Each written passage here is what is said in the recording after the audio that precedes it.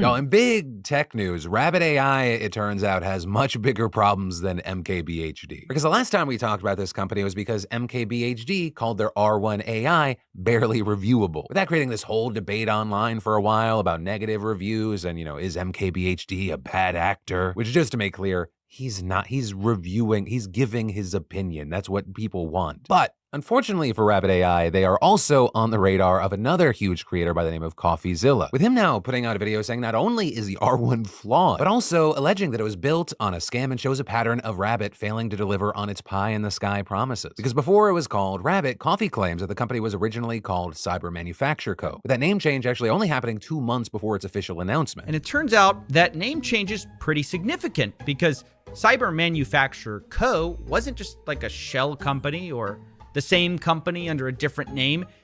They had separately raised venture capital for a completely different project. Not AI, it was for NFTs. Right, so the NFT project was called Gamma, with Coffee noting that this was back in 2021 when NFTs were all the rage, with Gamma raising about $6 million. And Coffee going on to say that this whole endeavor is especially shocking to look into because in 2024, the company's CEO, Jesse, said that they would never touch crypto, never. And so when Gamma comes up, Jesse boils it down to a little COVID project that he did once, saying, NFTs were released, he bought some himself, but he left the project once it was open sourced. But looking into all of that, Coffee claims that Jesse actually made massive promises with Gamma, like promises of a Gamma-verse and plans to launch the first carbon-neutral or negative cryptocurrency. But these crypto coins or tokens, they weren't released, and Coffee claimed that the $6 million raised for the NFT project, it's just unclear if it went to Rabbit, somewhere else, or who knows. But he did say that all these issues tie back to the R1 device. This project is built on the skeleton of that scam project. It's also because the R1 was overhyped in a similar way as a do-it-all device. But this same company isn't some historyless company. They have a history of abandoning investors like they did with Gamma NFTs. Right, alleging that there is a pattern here because some of the Gamma promises were just huge. Like his carbon neutral crypto idea then turned into this plan where the NFTs would create a clean energy grid that people could then co-own that would produce coins. There were hopes for storefronts, comic books, brain logic controlled tools. It all kind of sounding insane, but Coffee also argued it's important to listen to this because the same CEO is trying to sell us the future of AI. Look, I'm not here to stump for the bigwig venture capitalists who lost their faces on this. At the end of the day, these are both consumer-facing businesses. They got real people to invest real money into both the $200 Rabbit R1 and into this Gamma NFT project. Both are overhyped.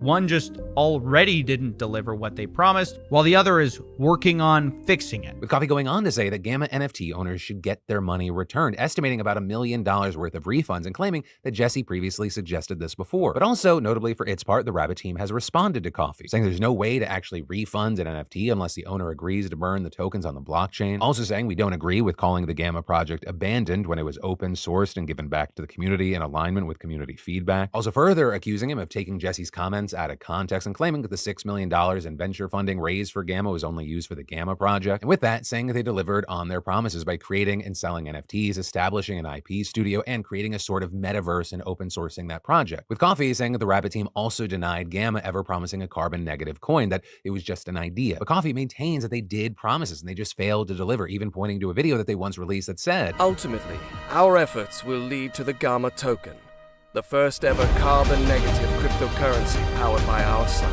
Together, we will create a sustainable future for all life on the planet we call home. Join the Discord today." They're saying, sure, they did deliver some other things, but they weren't what they initially said they would do, nor were they nearly as big as their promises, especially when it comes to the carbon negative coin. With Coffee ultimately saying that he'll leave it to the viewer to decide who to believe here. Though notably, it also seems like this might just be the start of his efforts looking into Rabbit. Because last week he tweeted asking former or current employees of the company to message him. So we'll have to wait to see if anything comes from this. And in the meantime, I'd love to know your thoughts. And then in huge internet news, let's talk about the Try Guys. Because they just announced what every fandom loves to hear: change. Fans love change. Everyone knows that. I'm kidding. But so far, we are actually seeing a very overwhelmingly positive response, which you might not think would happen after, that whole Watcher debacle. But so far, varying levels of positive for each of the announcements. Or with the first being that they're launching their own streaming service, with Zach telling Rolling Stone, we're at a point where we find that our taste and our audience's taste is at odds with what algorithm, specifically the YouTube algorithm, rewards. And they elaborated on that in a video that they put out today, noting that YouTube is changing, which is fine. But because the algorithm doesn't always favor what their viewers want, these are all layers that separate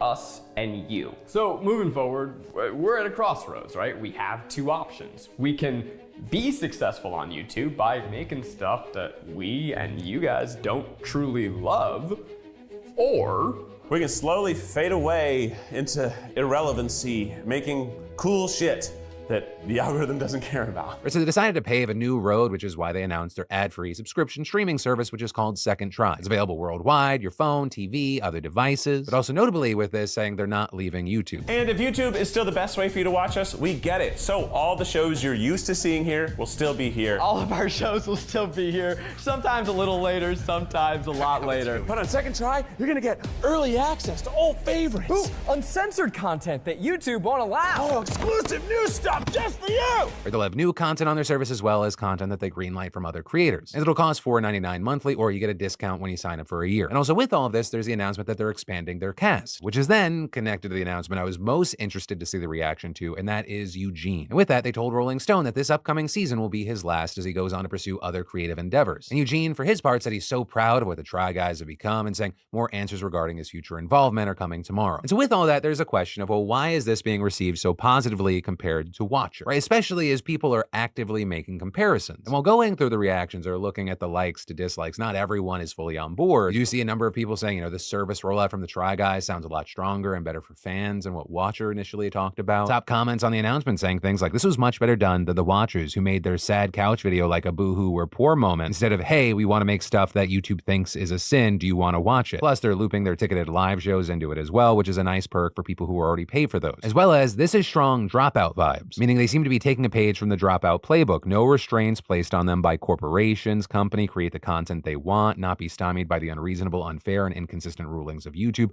on what is and isn't allowed in a video, hiring, collaborating with friends, and other personalities. And regarding Eugene, one of the top comments saying, at least it's official. I feel like we've been getting ghosted for 2 years. This feels like finally breaking up officially. So the final thing I will say here is I wonder how many groups and creators out there saw the whole Watcher debacle and since then have had to go back and rework their similar announcements to off-platform subscriptions. Because make no mistake, the Try Guys are not going to be the last ones to do this, and if anything, it feels like a small part of a much bigger trend. And it's yet another example of sometimes it's not best to be the first one through the door or the first one through the door in a while. And then we'll get back to the news in a second, but I gotta say, I don't always have time for breakfast, lunch, a snack in the morning. I've got too much going on. But today's sponsor, Huel, they're here to help because Huel is no prep meals that don't compromise your health. Huel's ideal for me when I'm pressured for time, I'm on the go, I'm in a rush, or just away from the kitchen. I had a shake with cold water, and I have a convenient and nourishing meal in seconds. And personally, I love Huel's Black Edition. I think I'm the first person to say this, that once you go black, you just won't go back. It's a low-carb, high-protein powdered meal with 40 grams of protein plus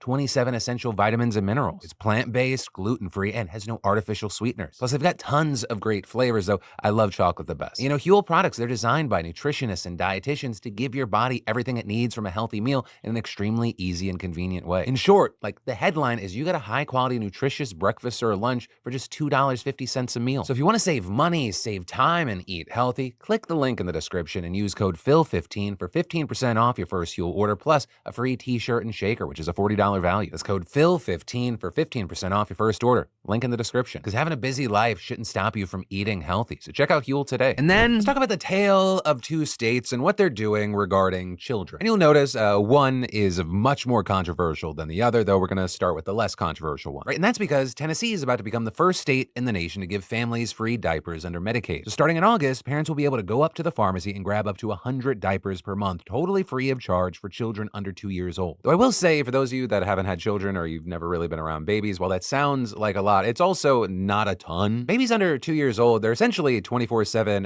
pissing, shitting, eating machines. In fact, I looked into this. On average, they'll use as many as 300 diapers per month. So while very beneficial, this program will actually only cover about a third of that. Though as they become toddlers, that number drops to around 150, which is also why Tennessee diaper banks hand out millions of diapers each year. And even with that, they can't keep up with the rising demand, especially as the cost has shot up since the pandemic, with families being seen spending over $1,000 on them over the year. And I mean, that's just for one kid. So you have the National Diaper Bank Network saying that nearly 47% of American families struggle to afford diapers in 2023. So what we actually often see is that because of that financial stress, parents will try to save money by conserving their supply, which, can mean leaving their baby in the same diaper for as long as possible, sometimes a full day or even longer. Which, that's just the setup for